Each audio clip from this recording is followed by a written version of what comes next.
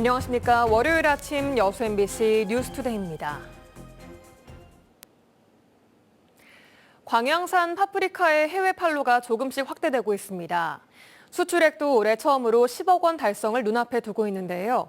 하지만 생산비 증가와 가격 하락 등 여러 어려움이 겹치면서 농가들의 시름이 깊어지고 있습니다. 문형철 기자입니다. 긴 컨베이어 벨트를 따라 파프리카 상자들이 줄지어 이동합니다.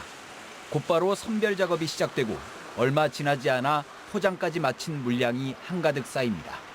광양시가 파프리카를 수출 전략 품목으로 발굴한 건 지난 2007년. 농가 수는 10곳에 불과하지만 매년 300톤가량이 해외로 팔려나가고 수출액도 꾸준히 늘어 올해는 10억 원을 기록할 것으로 보입니다. 일본과 홍콩, 중국에 이어 최근에는 말레이시아 수출길에 오르면서 동남아 시장을 개척하는 작업도 첫발을 뗐습니다. 가장 중요한 건 신선도와 그곳의 시장성인 것 같습니다. 가능성이 있으면 동남아시아로 파프리카를 좀 더 수출국을 다변화하고자. 하지만 농민들은 어려움을 호소하고 있습니다. 인건비와 비료 가격, 전기요금 등이 꾸준히 올라 생산비 부담은 늘어만 가고 수출 물량의 95%를 차지하는 일본의 엔저 현상이 계속돼 수익성도 개선되지 않고 있기 때문입니다. 파프리카 생육에 필수적인 탄산가스의 수급이 불안정한 것도 문제입니다. 특히 올해는 생산량이 늘고 소비가 줄면서 파프리카 가격이 지난해보다 30% 이상 떨어져 농가들의 시름이 더욱 깊어지고 있습니다. 육묘비, 종자비를 한 50% 정도로 시에서 지원을 해주시는데 해마다 삭감이 돼가지고 지금은 30%밖에 지원을 못 받고 있거든요. 이전에 비하면은 많이 힘든 상황이고. 광양시는 수출 실적에 따라 포장 비용 등을 보조해주고 있다며 파프리카 수출 활성화 방안과 추가 지원책 등을 검토하겠다고 밝혔습니다. MBC 뉴스 문형철입니다. 여수 시민단체가 내년 지역화폐 발행액을 확대하고 연중 10% 할인을 약속하라고 촉구했습니다.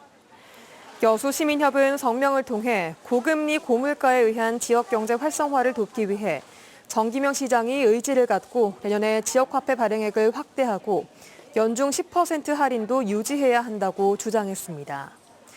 특히 다수의 자치단체들이 내년에도 기본소득 개념으로 지역화폐에 대한 연중 10% 할인을 유지하고 있다며 관련 현황을 정확히 파악해 지역화폐 정책에 뿌리 내리고 제 역할을 할 수 있도록 행정력을 발휘하라고 촉구했습니다. 여수시는 2023년도 본 예산안에 여수사랑상품권 관련 예산을 올해와 비슷한 수준인 60억여 원으로 책정했습니다. 광양 시립영세공원의 위탁 운영과 관련한 지역 내 논란이 일고 있습니다. 광양 시립영세공원 위탁 운영을 하고 있는 모 업체는 광양시가 위탁 사업 공모 조건을 지역 등록 업체 가운데 공원 묘지 운영 실적이 있는 업체로 제한하면서 지난 2000년부터 22년 동안 사실상 장기간 독점 운영을 하고 있습니다. 이에 대해 지역 내에서는 차기 위탁 사업 수행을 위해 운영 실적을 쌓으려 해도 지역 공원 묘지가 영세공원 하나밖에 없어 방법이 없다며 장기 운영에 따른 시설 관리 소홀과 운영 부실은 물론 특혜 의혹까지 제기하고 있습니다. 여수 금오도 차량 바다 추락 사망 사고의 사망보험금 청구 소송에서 법원이 원고 패소 판결했습니다. 서울중앙지법 민사 22부는 지난 2018년 12월 여수 금오도 선착장 경사로에서 차량 기어를 중립에 놓은 채 하차함으로써 차량이 바다에 추락해 차에 타고 있던 부인을 숨지게 한 혐의를 받았던 남편 박모 씨가 보험사 등을 상대로 제기한 사망보험금 17억 원 청구 소송에서 원고 패소 판결했습니다. 한편 남편 박모 씨는 형사재판 1심에서 살인죄 유죄가 성립돼 무기징역을 선고받았지만 2심에서 결과가 뒤집혀 교통사고 처리특례법 위반죄만 유죄가 인정됐으며 대법원에서 살인죄에 대한 무죄를 확정받았었습니다. 올해 여수와 고흥 인근 해상에서 모두 39구의 상괭이 사체가 발견된 것으로 집계됐습니다. 해양환경인명구조단 여수구조대는 지난 8일 오후 4시쯤 여수시 돌산읍 금봉마을 앞바다에서 상괭이 사체가 발견돼 사인 분석을 위해 전문기관 부검을 의뢰하는 등 여수와 고흥 인근 해상에서 올해 들어서만 모두 39구의 상괭이 사체가 발견됐다고 밝혔습니다. 구조대는 상갱이가 해양보호동물로 지정된 돌고래과 포유동물로 정치망 등 어민들의 그물에 걸려 질식사하는 사례가 잦은 것으로 보고 있습니다. 목포는 지난 2020년 관광 거점 도시로 선정됐는데요. 이후 목포를 찾는 관광객이 늘어나고 있습니다. 관광객들의 만족도를 높이기 위해서는 체계적인 관광 프로젝트가 필요한데 목포시가 관광공사 설립을 검토하고 있습니다. 박종호 기자가 취재했습니다. 평일이지만 목포 원도심에는 관광객들의 발길이 이어지고 있습니다. KTX 열차표가 매진될 정도로 최근 목포를 찾는 관광객이 증가하고 있습니다. 유달산과 해상 케이블카, 그리고 춤추는 바다 분수 등은 목포의 대표 관광 코스입니다. 유달산이 이제 예전부터 좋다고 한번 가본 계획을 세웠는데 또 그리고 또 아무래도 뭐 음식 자체가 호남 쪽이 또 아무래도 저쪽 다른 지방보다는 좀 괜찮으니까. 올 들어 목포를 찾은 관광객은 636만 명으로 지난해보다 30% 증가했습니다. 목포시는 관광객 1,500만 명 이상을 목표로 연계 관광지 개발과 숙박시설 마련 등을 준비하고 있습니다. 먹고 자고 놀 수 있는 전국 최고의 도보 여행 관광지로 1박 2일, 2박 3일 등을 개발하면서 해안선을 활용한 마스터 플랜을 준비 중에 있습니다. 목포시는 또 지역 관광 산업을 이끌 관광공사 설립도 검토하고 있습니다. 관광과나 문화예술과 등에 분산된 문화관광 관련 산하 기관을 통합해 효율적인 기능을 갖춘 기관을 설립하겠다는 겁니다.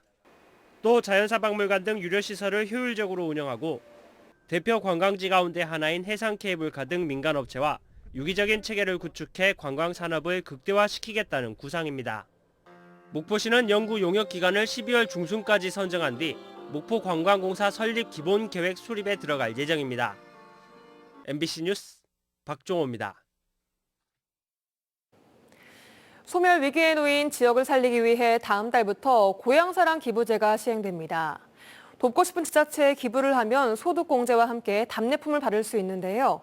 기부금 유치를 위해 지역 출신들의 관심을 얼마나 이끌어내는지가 중요해졌습니다. 보도에 김영찬 기자입니다. 말꼬리와 족제비, 염소 털로 만들어진 진다리붓. 용이 아니다 분명히. 광주시 무형문화재로 등록돼 있는 진다리붓은 조선시대 명품붓 가운데 하나로 내년부터 시행될 예정인 고향사랑 기부제의 답례품으로 제공됩니다. 붓을 99번 손질하는데 그게 잘못되면은 99번 아니고 100번이도 다 가고 2부 가지고 그래요. 그냥 붓이 모양이 나오게끔 해야 되니까 반복해서 계속 해야 돼요. 고향사랑 기부액은 1인당 연간 500만 원 한도이며 기부자는 기부액이 10만 원 이하일 때 전액을, 10만 원 초과분은 16.5%의 세액 공제를 받을 수 있으며 기부금의 30% 이내로 답례품을 받을 수 있습니다. 10만 원을 기부하면 전액 세액 공제돼 13만 원을 돌려받는 셈입니다. 광주시는 내년 고향사랑 기부제 시행을 앞두고 진다리붓과 김치, 김부각 등 지역 특산품 10종을 답례품으로 선정했습니다. 기부금이 많을수록 지방 재정이 두꺼워진다는 점에서 기부금 유치 전략과 답례품 개발이 중요한데 광주시의 답례품은 가까운 전남 시군 등의 개수와 종류를 비교했을 때 확연히 차이납니다. 전남 영왕군은 한우와 표고버섯 등 답례품을 25종으로 늘렸고 광양과 강진, 순천은 일찌감치 답례품을 선정하고 고향사랑 기부제 활동에 열을 올리고 있습니다. 하지만 광주시는 최근에서야 답례품을 선정하고 공급업체 모집에 들어가는 등 타 지역보다 한 발 늦은 모습입니다. 또한 광주 5개 구청은 지역을 대표할 만한 마땅한 특산품을 찾지 못해 답례품을 정하는 데 애를 먹고 있습니다. 각계의 이제 우리 호남인들이 선고하시는 호남인들이 많이 계십니다. 그분들이 많이 지원을 좀 해주시고 타 지역보다도 상품이 좀 보기도 좋고 특산품이 많은 곳에 기부금이 쏠릴 수 있어 답례품 개발이 무엇보다 중요한 상황. 광주시는 관광 상품을 연계한 다양한 서비스 상품을 답례품으로 확대하고 홍보 활동에도 적극 나설 것이라고 밝혔습니다. 지역 경제 활성화를 할 수 있는 상품을 개발을 해가지고 앞으로 그 답례품을 다양하고 그 풍요롭게 지금 품목을 확대해 나갈 예정이거든요. 소멸 위기에 놓인 지역을 돕기 위한 고향사랑 기부제가 성공적으로 안착하기 위해선 광주시의 차별화된 전략이 필요해 보입니다. MBC 뉴스 김영창입니다. 지난해 광주의 출생아 수가 9년 만에 증가세로 돌아선 것으로 집계됐습니다. 전남은 출생아 수의 감소세가 지속되고 있는데 10년 전과 비교해서는 절반 수준으로 줄었습니다. 조현성 기자입니다. 지난 한 해 광주에서 태어난 아기는 8,000명이 채 되지 않았습니다. 그나마 1년 전인 2010년과 비교해 640명가량 늘어난 것입니다. 광주의 출생아 수는 14,000명대를 기록했던 지난 2012년 이후 매년 감소세를 보이다 9년 만에 증가세로 반전했습니다. 하지만 전남은 출생아 수의 감소세가 멈추지 않고 있습니다. 지난 한 해 전남에서 태어난 아이는 8,400여 명으로 10년 사이에 절반 수준으로 급감했습니다. 20년 전으로 보면 2001년인데요. 그때 출생자 수가 22,588명이었습니다. 약 37.3%에 해당이 되거든요. 22개 시군 대부분이 비슷한 상황인 가운데 무안과 진도 두 곳만이 작년에 출생아 수가 전년보다 늘었습니다. 출생아 수와 사망자 수를 단순 비교해도 광주와 전남은 대조를 보였습니다. 지난해 광주는 출생아 수와 사망자 수 모두 7,900명대로 엇비슷했던 반면에 전남은 사망자 수가 17,000여 명으로 출생아 수의 2배를 훌쩍 넘겼던 것으로 집계됐습니다. MBC 뉴스 조현성입니다. 여수시 내년 노인 일자리 사업 참여자가 올해보다 소폭 늘어날 전망입니다. 여수시는 2023년 노인 일자리와 사회활동 지원 사업의 활발한 추진을 위해 221억 원의 예산을 확보하고 오늘부터 오는 16일까지 공익활동과 사회서비스형 등 77개 분야 8,687명의 참여자 모집에 들어갑니다. 이는 내년도 공익형 노인 일자리 사업 축소에 따라 전국적으로 국비 보조 사업이 줄어든 상황에서도 시 자체 예산을 추가로 확보함으로써 올해보다 참여자 수가 90여 명 늘어난 것으로 이달 말쯤 최종 선발 결과도 확정될 예정입니다.